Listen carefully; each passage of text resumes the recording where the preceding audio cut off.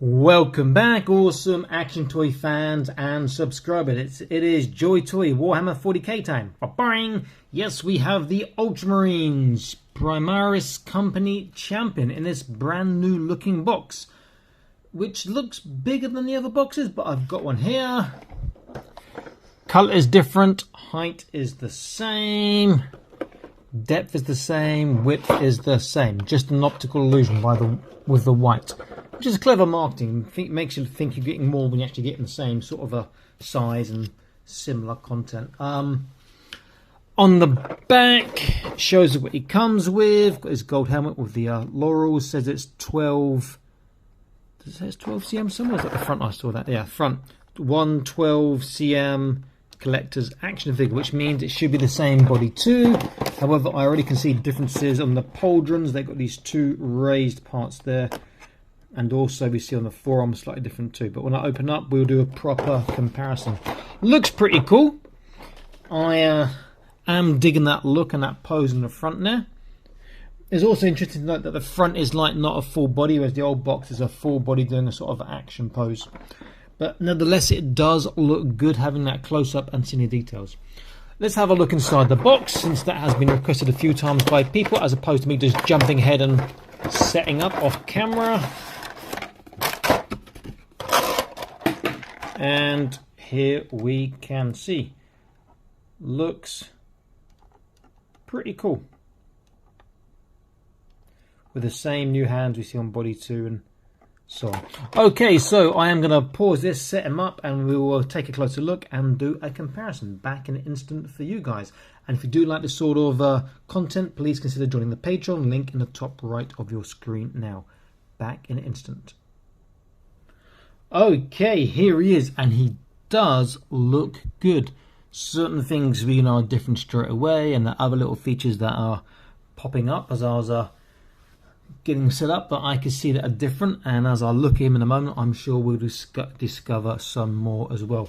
So first things first, let's get a close look in this little action pose here. Let's get a nice little zoom and focus going on. It does look pretty nice.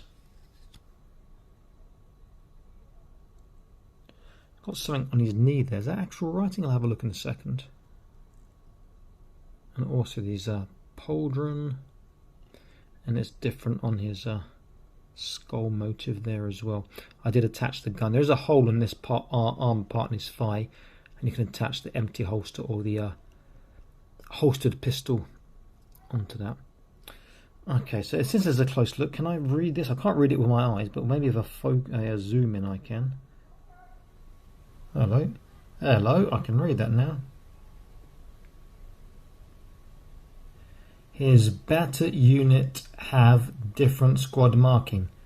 All have lost brothers to Tyrannid invader during the defense of Baal. JoyToy, you should have asked me about the English, because there's some mistakes in that. What's the other one? Was it the shoulder I saw? Yeah, can I read this one? Oh, same. Though you can't really read it because it goes into the white. But it's nice to have that on there in really small print as well. But I'll be contacting my friends and say, hey, the English was a bit faulty. You should have let me know and I would have helped. Never mind. Okay, let's zoom out a little bit. He does look particularly good. That's just a simple pose, but he does it very, very well.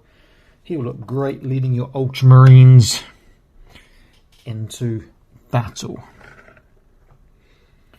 Okay, let's just put his gun and sword arm down. In fact, I'll take them off and we can look at differences. Then after that, we'll go for his articulation, which will be exactly the same, I would imagine, as his Ultramarine brother there. Maybe a bit different because of the shoulder pauldrons.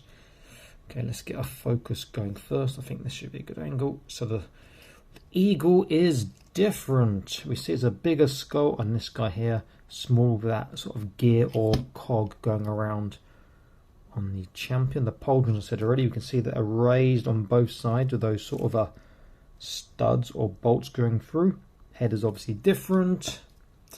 Forearms, he's got the studs on his forearm. Hands look the same. He's got this extra part on his knees here, which this guy doesn't have on both sides, plus the skull. On the other side, feet appear the same. Armor the back appear to be the same as well. So some minor differences, but they do make the difference, if that makes sense. Nice looking figure. Nothing's dropped off yet, but that is going to change, I'm sure, when I go for his articulation in a moment. Probably get a foot or two dropping off, and the shoulders I'm pretty sure. So as always, top to bottom, the highest thing that moves is the nozzles on the back. Head is a side to side, forwards, backwards, turn, arms on ratchets, go all the way around. And this is where they fall down to the body too. The shoulders doing the lateral raise because of the, see, because that goes over, you lose about 1 millimeter or 2 of pin insertion depth, and so it pops off easier. So it only gets very little on the outside. There is a small shoulder roll, which is nice, which I forgot to mention in the last couple of videos. There's a bicep turn, and if you get the angle right, so the pole is not in the way, his forearms might get in the way. He's not getting the real good bend because of this armour here, which doesn't turn separately, it appears. But other than that, he would get a really tight one. His wrist is awesome. There's new body 2.0. Really good articulation. Can turn at every angle. Trunk, upper body is actually really good in him. Better than the other ones, I would say. So maybe there's a difference in this part here. That's bigger, but turning is hard. He has a waist which moves and can turn and side to side, so together. His backwards is not great because the backpack connects. The forwards is pretty decent. Side to side is pretty good, so not bad. Legs don't go far apart. Zoom out just a bit. Wrong way. Bit more. Not too far. There is a thigh turn. Forwards and backwards will be less on this, or the forwards will be, because of that sort of cloak section there. Backwards is pretty decent. Double kneecap, chunky legs, but look at that. That is really quite tight. We get the ugly, my finger behind, the ugly sort of knee showing up there with the gaps. Should be a foot turn, a boot turn. For the tippy toe, you need to push. It's on a barbell joint. Push forwards, heel underneath the, that's the barbell, under the armour, and you get a nice tippy toe, but you do risk the foot. Get that a bit straighter. Coming out of joint. Now these are quite stiff. There you go. Joints, which is nice, but a bit harder to pop back in. This has a decent tippy toe. For the other way, you have to push back the other way. You can see, so the front doesn't overlap. This one's underneath, this one overlaps. Push it backwards, and then you get a dorsiflexation. The feet have a swivel side to side, and you have that great toe articulation, which really does help for some poses. A nice looking figure, who look particularly nice leading his brothers into battle. So we have the intercessor here. This is the Primaris company champion, and we have the Invicta warsuit pilot who's body 1.0, and obviously he's in different armor, and he's slightly shorter on that side there. Great bunch of figures. That company champion is particularly nice. I think they've done a good job. I am liking his body too, except the shoulders, which are, but hopefully there'll be a body for in the future, and they'll sort out that articulation if possible. We can have fingers crossed and prayers to the Emperor, whatever for that. Okay, if you like this sort of content, again, please consider joining the Patreon.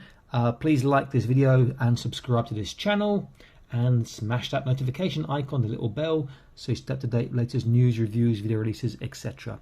Until next time, stay happy, keep collecting. Bye bye.